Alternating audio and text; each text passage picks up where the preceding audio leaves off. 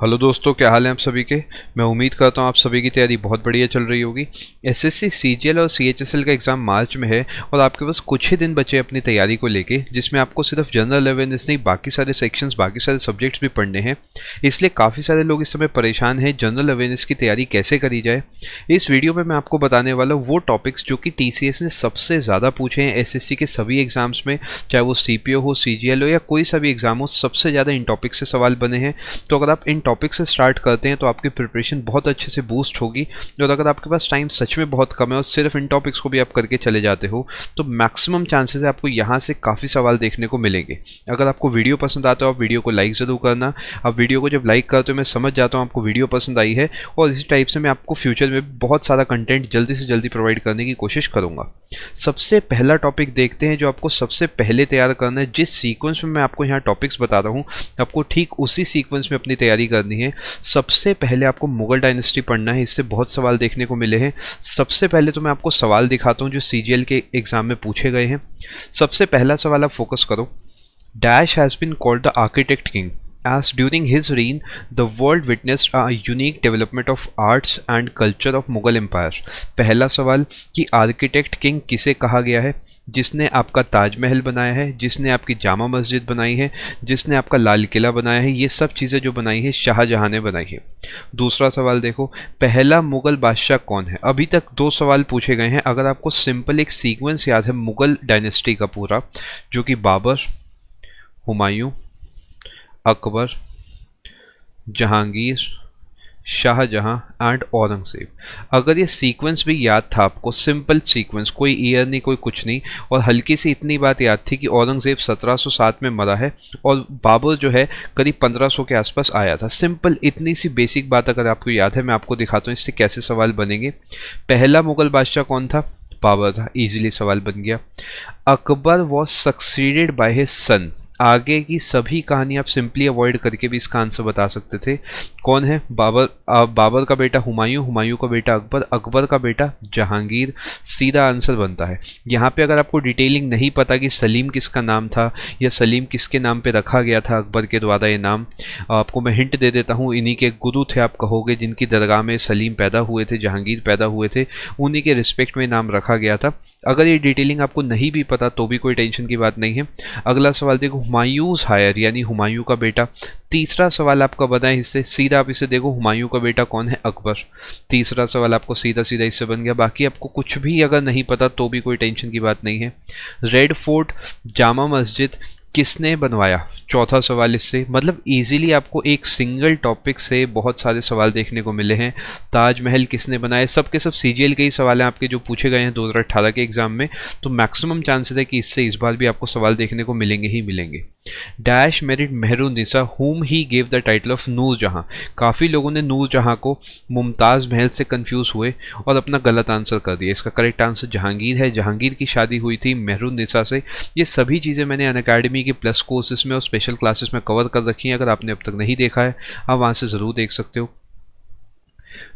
Dash died in 1605, nearly 50 years after his accession to the throne, जो कि आगरा के सिकंदरा में आप कहोगे बरीड है। अब ये जितने सवाल हैं सिंपली मुगल डायनेस्टी से, आप ये देखो कितने बेसिक और कितने सारे सवाल यहाँ पे बने हैं। अगर आप इन्हें भी अच्छे से फॉलो करके जाते हो तो एक छोटे से टॉपिक से आप देखते हो कितने सारे सवाल आपके बन जाते हैं।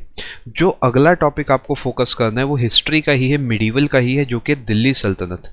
पूरा का पूरा दिल्ली सल्तनत अगर आप नहीं पढ़ सकते तो आपको सीक्वेंस तो एटलीस्ट याद करना पड़ेगा कि सबसे पहले कौन सी आई, जिसे आप स्लेव डायनेस्टी बोलते हो, फिर कौन सी आई खिलजी डायनेस्टी, फिर तुगलक, फिर सैयद, फिर लोधी।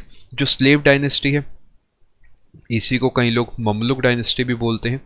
इसी के बाद आई खिलजी डायनेस्टी, फिर आई तुगलक डायनेस्टी, फिर आई सैयद डायनेस्टी, फिर आई आपकी लोधी डायनेस्टी। लोधी डायनेस्टी के बाद आ गई मुगल डायनेस्टी जिसके अंदर बाबर आया, फिर हुमायूं आया, अकबर आया। ये वाला सीक्वेंस मैं आपको ऑलरेडी बता चुका हूँ। ये क्यों इंपॉर्टेंट है इसके सवाल देखते हैं। कौन सा ऐसा पीरियड है जिसे दिल्ली सल्तनत बोला जाता है? अब अगर आपको बाबर का ईयर भी याद था, अभी मैंने आपको हिंट दिया था 1500 के आसपास आया, तो इसका मतलब है 1500 के आसपास जो है दिल्ली सल्तनत खत्म हो गई होगी। यहाँ पे देखो 1707 में तो भैया औरंगजेब मर गया था तो दिल्ली सल्तनत इतनी आगे नहीं आई होगी। अगर आप सिंपली 1500 भी आपको याद था, आपको बैटल ऑफ पानीपत वगैरह कुछ भी नहीं याद, तब भी आप इसका आंसर इजीली बता सकते थे कि 1526 मुझे लग रहा है, अपना आंसर बन जाएगा। एसएससी के एग्जाम्स में ऑप्शन से आपको खेलना आना चाहिए, बहुत ज़रूरी होता है। अगर आप अच्छे से पढ़े हो, आप ऑप्शंस को एलिमिनेट करके भी अपने बहुत सारे आंसर सही कर सकते हो। Who which was the first Muslim dynasty that ruled India? ये जो सीक्वेंस मैंने अभी आपको लिखवाया, जिसके आगे मैंने स्लेव इज इक्वल टू ममलुक लिखा था, आई होप आपको पता लग गया होगा कि सीधा सीधा यही इसका आंसर था। और जिसमें आपको कुतुबुद्दीन ऐबक आए, फिर इल्तुतमिश आए, ये पूरा सीक्वेंस अगर आपको नहीं भी पता फिर भी आप आंसर दे सकते थे। सैयद डायनेस्टी के फाउंडर कौन थे? इन सभी डायनेस्टीज के आपको फाउंडर जरूर पढ़ के जाने हैं, सीक्वेंस, फाउंडर और लास्ट रूलर, ये सब चीज़ें आपको अच्छे से ध्यान में रखनी है। खिज़र खान होंगे इसके founder. Dash was the first and only woman to ever sit on the throne of Delhi? Qutbuddin Aibak के बाद उस कुर्सी पर बैठे हैं स्लेव डायनेस्टी के इल्तुतमिश, जिनकी बेटी का नाम था रजिया सुल्तान या रजिया बेगम, जो कि 1236 से 1240 तक उस दिल्ली के सिंहासन पर बैठी, यानी इसका आंसर होगा Razia Begum. Qutub Minar was named after the Sufi saint. अब काफ़ी लोगों ने इसका ऑप्शन नंबर 2 आंसर दिया, जो कि गलत आंसर था। हिंट भी दिया था एसएससी ने सूफी सेंट लगा के, ये रूलर का नाम है, ये इन्हीं के गुरु थे ख्वाजा कुतुबुद्दीन बख्तियार काकी। इनके नाम पर कुतुब मीनार बनाया गया था बाय कुतुबुद्दीन ऐबक, और इन्होंने इसे स्टार्ट करा था 1199, लेकिन सिर्फ एक ही मंजिल इसकी पूरी कर पाए थे और इनकी डेथ हो गई थी। उसके बाद इसे पूरा करा था इल्तुतमिश ने, जो कि इनके बाद उस सिंहासन पर बैठा था। मुझे उम्मीद है ये पॉइंट आपको समझ आ गया होगा। जो अगला पॉइंट आपको कवर करना है वो करना है रिवर सिस्टम। इसमें जो इंडिया वाला पोर्शन है वो आपको करना है इन डिटेल, और इसके अलावा वर्ल्ड वाला जो है उसमें आपको सिर्फ वो याद करने हैं जो कि मोस्ट इंपॉर्टेंट है। जैसे कि सबसे बड़ी नदी कौन सी है, सबसे ज़्यादा पानी वाली नदी कौन सी है, सबसे ज़्यादा देशों से पास होने वाली नदी कौन सी है, एशिया में कौन सी सबसे बड़ी है, इंडिया में कौन सी सबसे बड़ी है, ये जो सबसे बड़ी, सबसे ज़्यादा नंबर ऑफ कंट्रीज से पास होने वाली, ये वाले फैक्ट्स सबसे ज़्यादा पूछे गए अगर मैं वर्ल्ड की बात करूं। और इंडिया का रिवर सिस्टम आपको थोड़ा सा डिटेल में पढ़ोगे तो बेटर रहेगा। कुछ क्वेश्चंस मैं आपको दिखाता हूं, तब आप अच्छे से समझ पाओगे बात को। Musi and Bhima river are tributaries of the river. ये सीधा सीधा सवाल बना था। मूसी, भीम, तुंगा भद्रा, ये सब की सब कृष्णा नदी की ट्रिब्यूटरी है। आंसर आपके सामने मार्क्ड है। बागलीहार डैम, अगर आप रिवर सिस्टम पढ़ रहे हो तो मेक श्योर आप कोशिश करो उसके डैम्स को भी साथ साथ देखते चलो। डैम में जैसा मैं हमेशा आपको बताता हूँ, एक आपको रिवर पे फोकस करना है, एक आपको फोकस करना है स्टेट पर। ये 2 पॉइंट्स आपको फोकस अपने रखने हैं। मजूली, जब आप ब्रह्मपुत्र रिवर के बारे में पढ़ेंगे तो 100% जब आप असम पे पहुंचेंगे तो आपको दिखेगा कि वहाँ पे एक आइलैंड है जो कि दुनिया का सबसे बड़ा रिवराइन आइलैंड है, जिसका नाम है मजूली। इससे 2 सवाल बने थे, बस फ्रेमिंग अलग अलग थी। दोनों के दोनों एसएससी सीजीएल 2018 के ही सवाल हैं। Which river passes through maximum number of countries? Which of the following is the longest river in India? Longest river in Asia. I hope आप पॉइंट समझ गए होंगे कि जब मैं इंडिया से बाहर की बात करता हूँ तो ऐसे फैक्ट्स पूछेगा। एशिया की सबसे लंबी कौन सी है, सबसे ज़्यादा देशों से पास होने वाली नदी कौन सी है, ये जो मेन बातें हैं आपको ये ध्यान में रखनी है। ये बहुत आसान सवाल था। गंगा रिवर गंगोत्री ग्लेशियर से निकलती है और कहाँ जाती है, बहुत आसान था, बे ऑफ बंगाल में जाती है। अब लॉन्गेस्ट रिवर इन पाकिस्तान, जैसे मैंने आपको बताया कि अगर आप बाहर जाते हो तो सबसे बड़ी नदी आपको देखनी है कौन सी होगी। अगला और बहुत इंपॉर्टेंट टॉपिक, माउंटेन पासेस। बहुत सवाल देखने को मिले और माउंटेन पासेस में भी एक बात ध्यान रखना, हिमालयन रेंज के आपको स्टार्ट करने हैं और रीजन वाइज पढ़ने हैं, यानी जम्मू कश्मीर / लद्दाख के एक साथ पढ़ने हैं, हिमाचल प्रदेश के एक साथ पढ़ने हैं, उत्तराखंड के एक साथ, उसके बाद आपको सिक्किम, उसके बाद आपको अरुणाचल प्रदेश। यानी इन्हें तोड़ दो ऐसे एरियाज में जिससे आप इजीली पहचान पाओ। इसका रीज़न क्या है, आपको एरिया वाइज पढ़ना है माउंटेन पासेस को। उसका रीज़न देखो, नेम द पास इन उत्तराखंड। सिर्फ इतनी बात भी अगर ध्यान रखोगे तो आइडिया लगा लोगे उत्तराखंड एरिया में आपने कौन सा पढ़ा था, जो कि कैलाश मानसरोवर यात्रा के लिए इस्तेमाल करा जाता है पिलग्रिम्स के द्वारा। Dash which connect Sikkim with Tibet. पूरी डिटेल आपको पता है, लेकिन अगर इस बारे में भी थोड़ा आइडिया, आपने सिक्किम वाले एरिया को अलग से पढ़ा है, इजीली आंसर बनेगा। जम्मू कश्मीर में आपने कौन से पढ़ा है, आंसर बन जाएगा। तवांग और हासा, ये पॉइंट अगर आपको पता है किस जगह पे है, आंसर बन जाएगा। हिमाचल प्रदेश में कौन सा पास है, आंसर बन जाएगा। श्रीनगर, कारगिल और लेह यानी जम्मू कश्मीर स्लैश जो मैंने आपको सबसे पहले बताया था लद्दाख वाला रीजन, अगर आपने एरिया समझा है आंसर बन जाएगा। द की थिंग इज, आप बहुत मुश्किल होता है सारे पासेस को याद करना, लेकिन अगर आप उन्हें एरिया वाइज याद करोगे मैक्सिमम केसेस में आप ऑप्शन एलिमिनेशन से ही आंसर इजीली अपना टिक कर पाओगे। कीप दिस इन माइंड, यही वाली अप्रोच आपको करनी है जिससे आप इजीली लंबे समय तक ज़्यादा पासेस को याद रख पाओ। उत्तराखंड और तिब्बत कौन सा पास जोड़ता है, गंगोत्री के पास में है, आप नाम बता सकते हो। दीफू पास कहाँ पे, इंडिया, म्यांमार, चाइना। अब ये तो बहुत सिंपल सवाल था क्योंकि मैकमोहन लाइन जो है वही आपका इंडिया और तिब्बत का बॉर्डर बनाती है, तो ये इस तरीके भी आप इजीली इस आंसर को बता सकते थे। जो अगला टॉपिक आपको करना है वो है डांस फॉर्म। इसके अंदर भी अगर आप मुझसे पूछो कौन सा, तो मैं कहूँगा पहले फोक डांसेस करना, क्योंकि फोक डांसेस से हर बार 100% कोई ना कोई सवाल आपको देखने को मिलता ही मिलता है। कोई ऐसा पेपर नहीं बनता जिसके अंदर सवाल इसका ना आए। बहुत सारे सवाल आए हैं, इसे भी आपको उसी तरीके करना है एरिया के हिसाब से आपको, क्योंकि जनरली एरिया ज़रूर देता है। जैसे इसमें हिमाचल प्रदेश दे रखा है, यहाँ पे आपसे एरिया पूछ लिया है और डांस का नाम आपको दे दिया है।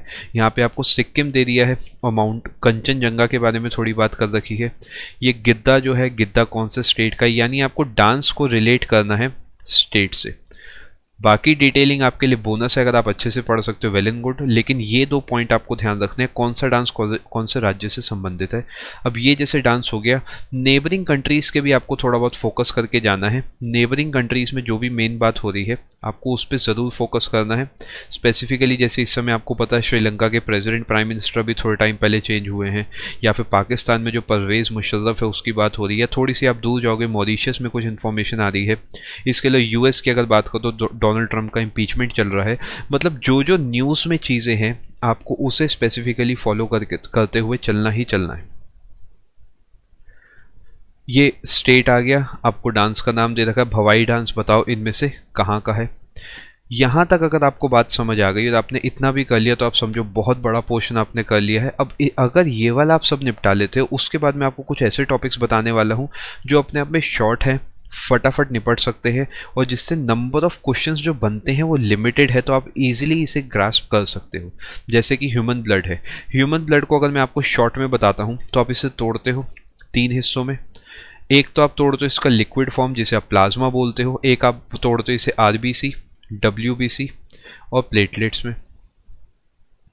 इधर आप इसे बोल देते हो प्लाज्मा। प्लाज्मा को भी अगर तोड़ता हूँ तो इसमें 92% वाटर होता है और बाकी आप 7-8% कहोगे प्रोटीन एटसेट्रा हो जाते हैं। ये करीब 55% होता है, ये करीब 45% होता है। अगर सिर्फ इतनी सी बात आपको पता है, अब आपको आरबीसी, डब्ल्यूबीसी, प्लेटलेट्स के आपको फंक्शन पता है, इस छोटे से इन्फॉर्मेशन से मैं आपको दिखाता हूँ कितने सवाल बनते हैं।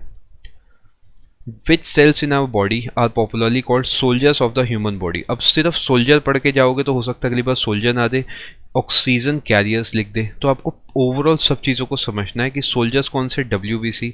आप कहोगे आप बॉडी को ठीक करने वाले कौन से, प्लेटलेट्स। ऑक्सीजन कैरियर कौन से हैं, आरबीसी। इस टाइप से पूरे कॉन्सेप्ट को अच्छे से एक बार समझ लेना, कहीं से भी समझना। मेरे खुद के लेक्चर्स पढ़े हुए हैं अकेडमी प्लस पे, आप वहाँ से भी देख सकते हो। सिंगल एक टॉपिक है, फटाफट से निपट जाएगा। Which of the following gases reduces the oxygen carrying capacity of the blood? कौन सी गैस ऐसी है जो कि हीमोग्लोबिन से बहुत अच्छे से चिपकती है? यहाँ पे हीमोग्लोबिन नहीं देके ब्लड दे दिया है आपको, वो होगी कार्बन मोनोऑक्साइड। कार्बन मोनोऑक्साइड जो होती है वो ऑक्सीजन से भी ज़्यादा एफिनिटी होती है हीमोग्लोबिन के लिए इनके आपस में, तो ऑक्सीजन कैरी ना करते हुए हीमोग्लोबिन जो है कार्बन मोनोऑक्साइड को ब्लड तक ले जाती है, जिसकी वजह से इसे डेंजरस गैस भी माना जाता है। ब्लड वाला टॉपिक छोटा सा है, क्रिस्प है, फटाफट निपटेगा, इसे ज़रूर कर लेना। इसके बाद जो आपको करना है साइंटिफिक स्टडी। इसे करने के 2 फायदे हैं, इससे इंग्लिश के आपके 1 वर्ड सब्सटीट्यूशन भी बढ़िया होंगे और आपके यहाँ पे भी आप इजीली स्कोर कर पाओगे। स्टडी जितनी भी हैं अच्छे से पढ़ लेना। Study of micro anatomy of cell, tissue, organ, ये सवाल बना है। जूलॉजी से जुड़ा हुआ एक सवाल बना है, एम्फीबियंस की स्टडी को क्या बोलते हैं। Plant, pollen, spores, microscopic planktonic organism, ये सवाल बना है। ये जितने भी मैंने अभी आपको सवाल दिखाए हैं ये सभी सवाल आपके इंग्लिश में भी काम आते हैं, क्योंकि 1 वर्ड सब्स्टिट्यूशन में कभी कभार पूछता है। और मेक श्योर सिर्फ इसका आंसर ना पढ़ते हुए कोशिश करना इन चारों का ही मतलब सीख लो। यहाँ पे आपको अगर इसका आंसर पता है तो इन चारों का ही मतलब आपको आना चाहिए। इसी टाइप से यहाँ पे, जिससे कि आप लंबे समय में कितने भी आपसे सवाल बन जाए आपको उसका मतलब पता ही होना चाहिए। Glands and hormones. अब ग्लैंड्स की आपसे बात करता हूँ, मेनली दो टाइप के चलते हैं, एक्सोक्राइन एंड एंडोक्राइन। अब इसमें से आपको देखते ही पता होना चाहिए एंजाइम वाला कौन सा है और हार्मोन वाला कौन सा है। अब हार्मोन की अगर मैं बात करता हूँ तो एक ग्लैंड सबसे पहले पढ़ना है जो कि पिट्यूटरी ग्लैंड है, क्योंकि इससे सवाल मैक्सिमम बनते हैं। इसे पढ़ने के बाद आप बाकी ग्लैंड्स पढ़ो। कोशिश करना पहले एंडोक्राइन पढ़ना, क्योंकि इससे हार्मोन्स भी आपके साथ तैयार होते हैं। उसके बाद आप एक्सोक्राइन पढ़ना। जैसे सवाल देखो, कौन सा ऐसा ग्लैंड है जो कि बाकी एंडोक्राइन ग्लैंड्स की फंक्शनिंग को कंट्रोल करता है? Pituitary gland. अगली बार सवाल दे देगा इसकी जगह लिख के कि बताओ भाई मास्टर ग्लैंड कौन सा है। तीसरी बार सवाल दे देगा स्मॉलेस्ट ग्लैंड कौन सा है। सवालों की कोई लिमिट नहीं है, लेकिन एक चीज़ का ध्यान रखना, कॉन्सेप्ट्स की लिमिट है। आपको जो तैयारी करनी है, अपना एक टॉपिक तैयार करना है डीप में, deep theory followed by practice, यानी एक बार आराम से पूरी टॉपिक अपना निपटा लेना। उसके बाद कितने भी सवाल एसएससी बना ले आपसे, सबके सब सवाल इजीली बनने चाहिए। जैसे मैं आपको स्क्रीन पे 4 ऑप्शन देता हूँ, बताओ इनमें से ऐसा कौन सा है जो कि एंडोक्राइन भी है, एक्सोक्राइन भी। अगर ऐसा कुछ बनेगा आपको उसका आंसर दिखना चाहिए। क्या वो 1 है, 2 है, 3 है या 4 है? मैं हिंट देता हूँ, इन चारों में से कोई ना कोई है। Which hormone leads to the expulsion of milk from the breast during suckling? अब यहाँ पे सिर्फ प्रोलैक्टिन मत पढ़ना। जनरली मिल्क जब मैं क्लास में पढ़ाता हूँ, अब मिल्क को लैक्टोज लैक्ट से रिलेट कर सकते हो, तो कुछ भी आइडिया नहीं है तब भी आप इसका आंसर इजीली निकाल सकते थे कि हाँ भाई ये वाला आंसर होगा। जैसे ही प्रोजेस्ट्रॉन, एस्ट्रोजन, ऑक्सीटोसिन, सबके आपको फंक्शन पता होने चाहिए। इनमें से कौन सा ऐसा है जो कि आप कहोगे जब बेबी का बर्थ होने वाला होता है तो यूट्रस की लाइनिंग है उसे सॉफ्ट करने में कोशिश करता है। ये सब चीज़ें आपको थोड़ी थोड़ी अगर पता होंगी तो एग्ज़ाम में आपके लिए बेटर रहेगा, क्योंकि अगली बार क्या करेगा, यहाँ पे ही हटाकर इसकी जगह कोई और स्टेटमेंट लिख देगा। अगला जो आपको पढ़ना है वो chemical names and common names. बहुत सिंपल है, लिमिटेड नाम है। जैसे कि विनेगर है, उसे क्या बोलते हैं? काफ़ी सारे सवाल मैं आपको यहाँ पे दिखाता हूँ। जैसे कि ये है, ड्राई आइस को क्या बोला जाता है? Solid CO2 is known as dry ice. ये NCERT की लाइन है। नाइट्रस ऑक्साइड, इनमें से किसका फॉर्मूला है? ऐसे टीयर गैस का अगर मैं आपको बोलता हूँ, टीयर गैस का मुझे आप दूसरा नाम बताओ क्या होता है? ये आंसर आपको पता होना चाहिए। येस और नो में आपको सोचना है, क्या क्लोरोपिक्रिन आंसर येस है या नो है? हिंट बस दे रहा हूँ, क्या क्लोरोपिक्रिन जो है टीयर गैस को बोला जाता है? मान लो ऐसा कुछ बनता है, ऑप्शन में आपको दिखता है, क्या आप उसे चूज करेंगे?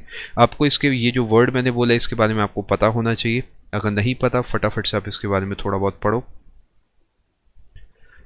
What is the dominant chemical present detergent powder? यानी वो आपकी इस अगली बार लिख देगा वॉशिंग पाउडर, अगली बार लिख देगा बेकिंग पाउडर। क्वेश्चंस कितने भी बने, लेकिन एक बार डेप्थ में थ्योरी कर लेना, उसके बाद कुछ नहीं बचना चाहिए इसके अंदर। साइनाइड में कौन सा एसिड होता है? अब आपको बिल्कुल प्रूसिक एसिड के बारे में नॉलेज नहीं है, लेकिन आपको ये पता है डेडली पॉइजन इनमें से कोई सा नहीं है। नाइट्रिक नहीं है, HCl नहीं है, सल्फ्यूरिक नहीं है, तो आप ऑप्शन एलिमिनेशन से भी इजीली बता सकते थे। अब मैं बात करता हूँ एसिड्स की। एप्पल में कौन सा एसिड है? आंट बाइट में कौन सा एसिड है? मान लो इस टाइप से जितने भी बनते हैं हर एक में आपसे सवाल पूछ सकता है। मान लो वीट में कौन सा एसिड है? ये सब टॉपिक्स आपको कवर करने हैं। विनेगर में कौन सा एसिड है? लेमन में कौन सा एसिड है? आंवला में कौन सा एसिड है? ये सब आपको एक सिंगल जगह से आराम से एक सिंगल सोर्स से आप पढ़ सकते हो, एक साथ कहीं से भी। चाहे आप अनअकैडमी प्लस पे मेरी जो कोर्सेज है वहाँ से पढ़ सकते हो, आप कहीं से भी पढ़ सकते हो, but make sure in topics को आप सबसे पहले ख़त्म करो। मैं आप सभी को बताया तो देखो, यहाँ पे जो मैंने आपको क्वेश्चंस दिखाए देखने में ईजी लग रहे हैं, लेकिन जब तक आपकी डेप्थ में थ्योरी तैयार नहीं है तब तक इन्हें टैकल करना थोड़ा सा मुश्किल है। आप चाहो तो आप अनअकैडमी प्लस पे तैयारी कर सकते हो, जिसमें सभी एजुकेटर्स के सभी कोर्सेज, अभिनय सर की पूरी मैथ्स, पवन राव सर की पूरी मैथ्स, पूरे प्रतियोगिता मंत्र, रानी मैम, वाइफ स्टडी, सभी के कोर्सेज प्री मेंस डिस्क्रिप्टिव एक सिंगल प्लान में अवेलेबल है। ये नए जितने भी कोर्सेज स्टार्ट हुए, जैसा कि ये कोर्स है जिसमें अभिनय सर आपको खुद मैथ्स पढ़ा रहे हैं, परनीत मैम आपको इंग्लिश पढ़ा रही हैं, एंड आपको जितेंद्र सर जनरल अवेयरनेस पढ़ा रहे हैं। इसके साथ साथ सभी कोर्सेज सभी सब्जेक्ट के एक सिंगल प्लान में आप ले सकते हो। पूरे 1 साल का प्लान ले सकते हो आप। इस रेट में आपको पड़ जाएगा अगर आप डिस्काउंट कोड PMYT लगाते हो। बस आपको PMYT लिखना है, आपको ये मॉक टेस्ट, डाउट सेशन सब कुछ मिला के एक सिंगल प्लान आपको पड़ जाएगा। जैसे ही आप यहाँ पे डिस्काउंट कोड लिखोगे आपको इस रेट में पड़ जाएगा। अगर आप किसी और कैटेगरी में भी तैयारी कर रहे हो, चाहे वो UPSC है, बैंकिंग है, रेलवे है, सभी कैटेगरीज में सेम डिस्काउंट कोड से आपको डिस्काउंट मिलेगा। बस आपको बिना स्पेस के PMYT लिखना है। आई होप आपको वीडियो पसंद आया होगा। All the very best for exam. Thank you so much.